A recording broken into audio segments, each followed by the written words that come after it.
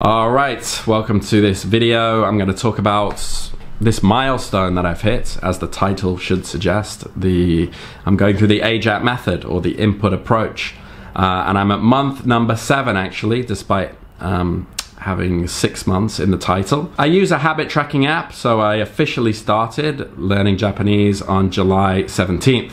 And it is now February 13th, so I'm coming up to. So I've broken this video up into stages. So let's jump into the first one. So jumping into my method, basically it's Anki for flashcards. I'm adding 20 words per day. I'm also listening with podcasts. I'm not really that into anime, but I'm watching currently Cowboy Bebop when I have time. But mostly podcasts while I'm working or like doing stuff. I do work from home, so I can just have something on all the time. I'm getting my content currently from linkq.com. I don't promote them.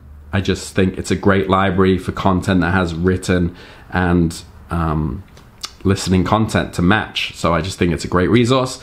And Bumpo, the Bumpo app on my iPhone. And I think the Bumpo app is actually just an app created from the Tai Kim's grammar book.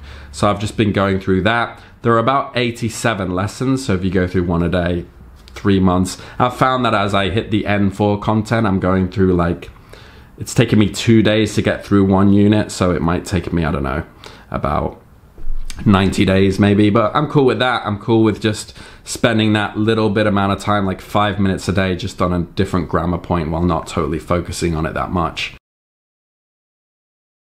All right, so jumping into my past. Well, I already have gone through this method before. I live in Taiwan and I speak Chinese to like an intermediate level. I discovered AJATT in 2009 when I first got to Taiwan, and I followed it the same, but I applied it to Chinese. So I did the Haisig traditional Chinese characters. I only did 1,500 though. And then I just started on Anki and I started on linkq. And after linkq, after I finished the content that was interesting, I started watching TV shows, and I'd sit there every night and just watch a TV show until I had 20 words. And I just do the same thing. I only did the method for 9 months though. And so I would say even now my Chinese, like 14 years down the line, is only really probably an intermediate level. I can conversate one-on-one. I can go on a date. I think when I discovered I could go on a date and just speak Chinese and understand probably 90% of the conversation, it kind of killed my motivation. But with Japanese, I'm gonna follow through the full 18 months. So now it's been 7, so, you know, about a third of the way, I guess. Now, a point to make on the advantage I have from characters. I'm not really feeling the advantage. I understand what some characters mean, but I'm basically starting from 0. Some characters have helped me out a little bit, like I know maybe the nuances between words, but it's not helping me that much. Some words are completely different. It'll be the same character, but it will mean a completely different thing. But it's things like that. Sometimes they're just totally different, and actually, if anything, it can kind of throw you off, because I'm used to seeing this Chinese character and it meaning one thing, and now I have to reprogram my brain for it to mean something else, which is a really weird experience. So don't sit there and say, oh, well, you learned Chinese, so you had an advantage. The only advantage I had is that I didn't go through the Haisig book phase at the beginning of the AJATT method, because I know that initial phase, you are just learning the meaning of the character, not knowing how to say it. I'm just gonna learn those as I go within sentences. I kind of did that with Chinese. I mean, with Japanese, they say learn 2,000 words, 2,000 kanji with that first Haisig book. I learned 1,500 for Chinese, and then I just learned through flashcards. So I skipped that whole Haisig learning kanji. I'm just learning straight away. I'm straight away going into sentences. My current situation, I'm doing 20 words per day. My current deck is about 2,700 words. My routine is to basically in the morning, I go on linkq, I watch content until I have 20 words added into Anki, and then I stop, and then I do my work and I start listening to stuff. Some point in the day, maybe after I work out or before I sleep, I'll do all my reps. Currently, my reps are around, I would say between 140 and 190 per day. Also, at some point in the day, I'll do 1 unit of the Bumpo app, just for a little 5 minutes of grammar. And that's really my routine. Adding in the morning, reviewing in the day, bit of grammar through the app, at some point in the day or night, and then listening as much as I can during the day. Now, when I'm on LingQ, it'll show you what the percentage of words you don't know. So I'm looking for 80% comprehension. I'll tell you why in a second. But I'm looking for content where I don't know roughly 20% of the words. I find that's a nice sweet spot. If it's less than that, I might just watch the content quickly just to pull out those words that I don't know and complete the unit on LingQ. But if it's over 20, I just find, well, there's too many words that I don't know, and you know, then it gets into frustration territory and I'm not having fun and I don't want to try to understand. Slowly, I know though that the more words I learn, those pieces of content will naturally become more accessible to me.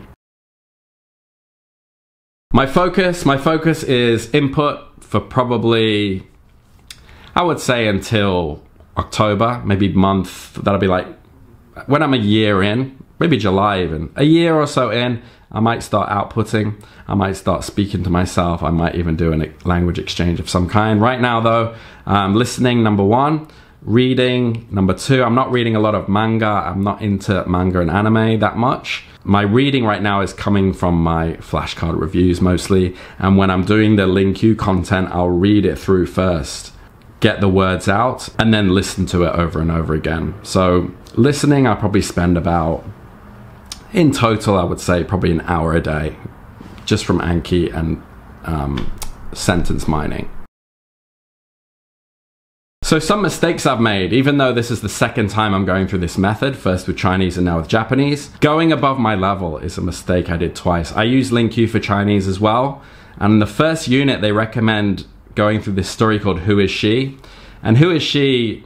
I see what they were trying to do. They were trying to include all the different basic grammar patterns you'll see, but it just gets a little bit too complex. So if you are doing LingQ, I'd recommend going to the mini stories first. They should be there in every language. They're definitely there in Japanese. And also adding long sentences into Anki. Like, I remember this in Chinese. I used to delete long sentence flashcards and then I just started adding words. But I think the middle ground is best. And I read this somewhere recently. It's like one flashcard should either be showing you a new kanji or a new grammar point. And that's it. So have one new word or one new grammar point in your cards. Don't like have some huge paragraph because you'll just hate the card. So that's something I would do different, and it's something I've started to do. What I would do different this time is I would actually mine from the Bumpo app or from Taikim, which I've seen a lot of people say you should do. So I started with the Moe Anki deck N5, then I did Moe N4. So that covered like the basics. But it didn't explain a lot of the grammar. I would probably mine Taikim after that, rather than just go into, you know, random conversational content. Although I don't think it's a huge mistake. I think as long as I'm going through that content and I've adjusted, and then I'm using the Bumpo app or Taikim, I guess it is, I think things will work out in the end around about the 3, 4, 5,000 word mark. Another thing is when you're making a flashcard and it's for a new word, make sure you understand the sentence that the word is in. So I was like just putting in a sentence because I saw it had a kanji in there. And then I'm like, oh, I don't even get the sentence. So then the card, again, I'm figuring out what the sentence means and trying to remember how to say the kanji. If you see a sentence with a kanji in it and you don't understand the sentence, go to ChatGPT and type in, put this word in a simple sentence, and then there's your flashcard. That's something I've also started to do, but it's something I wasn't doing at the beginning. It's also important that you do have words in the context of sentences, and if you can make them kind of silly, if you can give the guy a silly name as like your subject, that kind of helps too. I was watching one series on LingQ. It's a guy called Contepe, and it's his podcast. And while he talks about different subjects, he sometimes just gets into the habit of like using filler words and thinking words, and then he'd be like blah blah toka, blah blah toka, blah blah toka. You know, he's like just saying, like one unit he's like, oh, where do you go on holiday? And he'd be like, I go to the forest, I go to the river, I go to the volcano, I go to the... And it's like, you may as well just list the words. If you are just wanting to study words, good, then maybe that's for you. You're just looking where you can get words from. But if you're like a beginner or on the 6-month mark like me, I would recommend, if someone does say the word volcano, make the sentence somehow relate to it while also keeping it very simple. Like, I climbed a volcano, it was hot, or something like that. So then you get what it's all about, and it's still simple. So my level, what is my level? What I'm listening to, so when I sentence mine from LingQ in the morning and then I play the content all day, I can understand probably about 85%. Random content on podcasts, I'm starting to pick up more and more. I would say 35% on a random podcast that's made by Japanese, but for learners, I think. There are a few of them out there. 30-40%, I would say. Speaking, I'm not trying to speak at all, but I have this month noticed myself kind of mumbling sentences, you know, basic sentences like, oh, I want to eat steak today, or, you know, where are my shoes, or, you know, which thing should I order, or like, no, like basic, it's like the basic questions and sentences a baby would say, which I realized. It's like, oh, I want this. Oh, I don't want this, I want this. So it's true that the input approach is kind of like learning like a baby, because I am starting to kind of voice things like a baby. Like, oh, that's broken. Oh, I'm tired. I want to go to bed. Where's this? You know, that kind of stuff. Basic demands, basic questions. I'm kind of just saying at random moments, you know, because naturally there, and it's become easy for me to speak to that level without really practicing. My reading is getting faster. Yeah, I mean, it's not like English where I'll look at a screen and I can see a bunch of words at the same time. If I look at a screen full of Japanese, it's still an effort. It's still a very conscious effort to read, but it's getting quicker, still very basic. It's also not really my focus. I read as a byproduct of sentence mining and going through my reviews. Listening is really what I want to have really good. And speaking of which, my listening is probably about 3 to 4 hours a day, and I'll get on to I did the same with Chinese and it worked out okay, and I'll explain what I think, because in this input method AJATT community, or whatever you want to call it, there is this sort of difference of opinion, and I'll explain what it is. So the difference between comprehensible and incomprehensible, so as far as I know from the AJATT method, it's just listen, listen, listen all the time. I think that was one of his posts on his blog that he had. Now that's good in the beginning. I think you listen all the time, you get the sound of the language, you understand how it sounds and how it's supposed to feel. But I also, Steve Kaufman, the guy who made LingQ.com, he talks about comprehensible input. Now I would say that comprehensible input is more motivating because you can actually understand. So when I go on a piece of content on LingQ and I start, you know, sentence mining it and listening to it as I'm studying it, and then listen to it throughout the day, I'm like, oh, I understand what I'm listening to for the most part.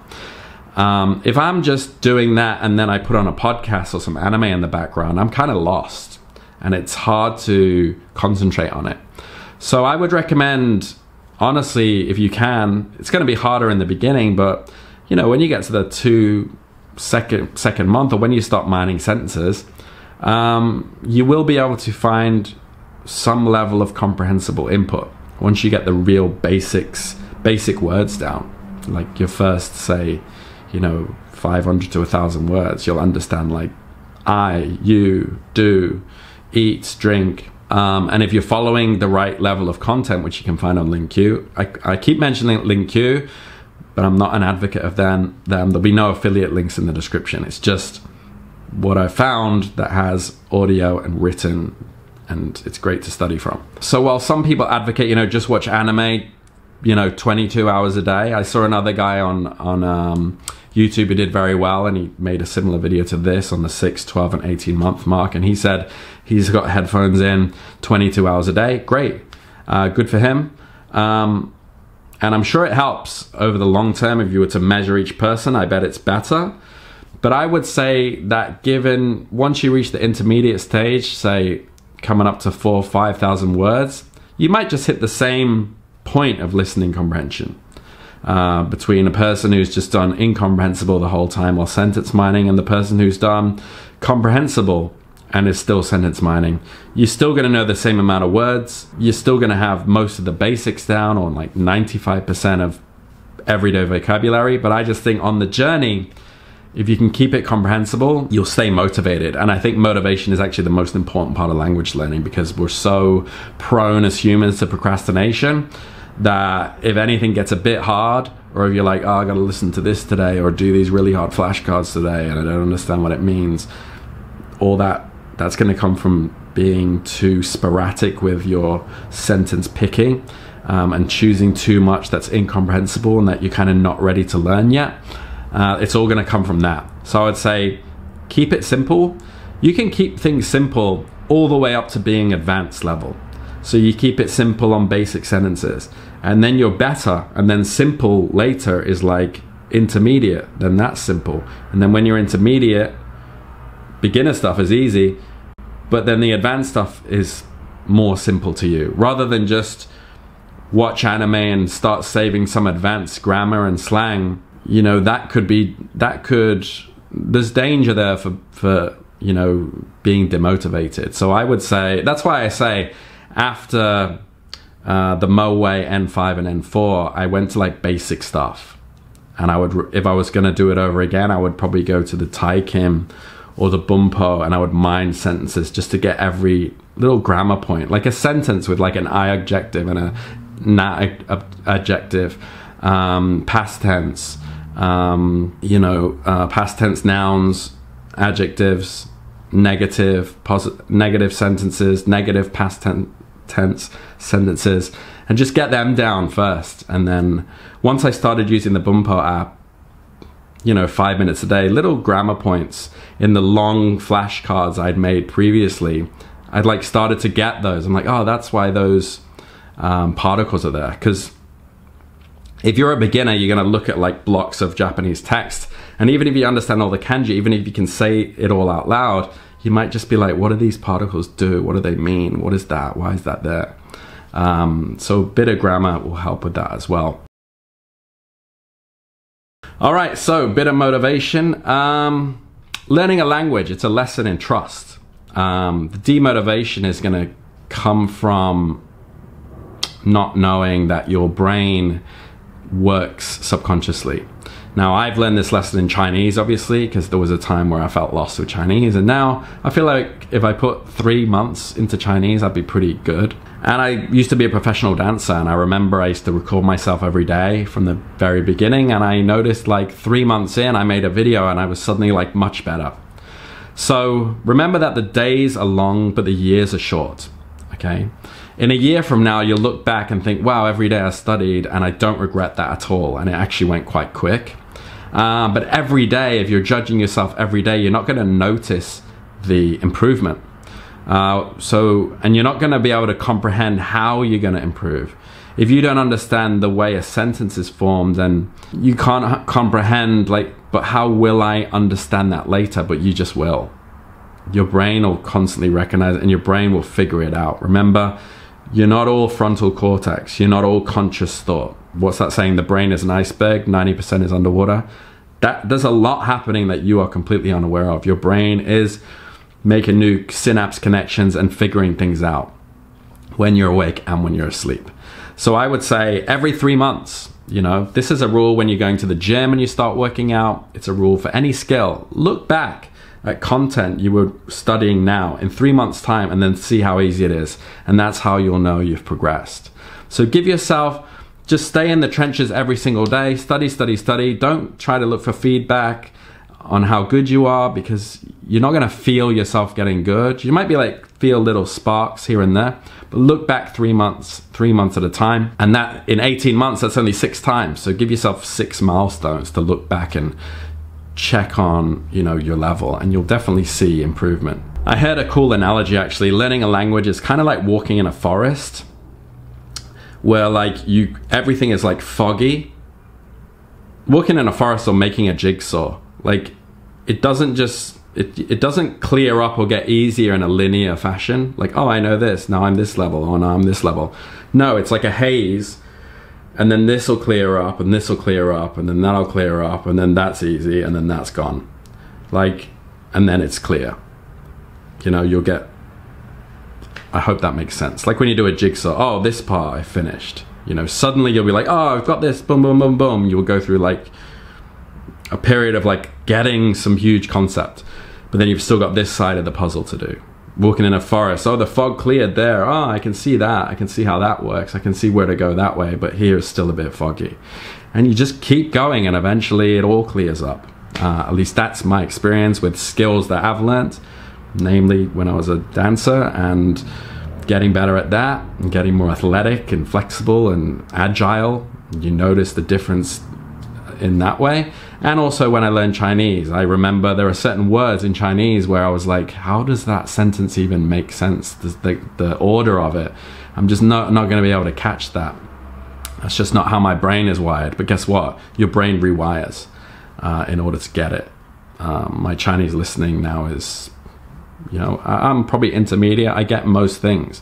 My level, I guess, is, you know, if there's a big group chatting, bunch of native speakers chatting in slang and talking fast, maybe I don't get that as much. One-on-one, I'm fine. Basic stuff, I'm fine. Listening, pretty good. So intermediate level fluency, but intermediate level, you can do most things. You can have a date, you can make friends, you can have conversations. So that's my 6th month milestone. I thought I'd just make a video because, you know, this is a once in a lifetime thing. So there it is. If you have any questions, drop them in the description. Ambulance. And in case I missed anything, I'll be happy to answer any questions. All right, take care and keep going.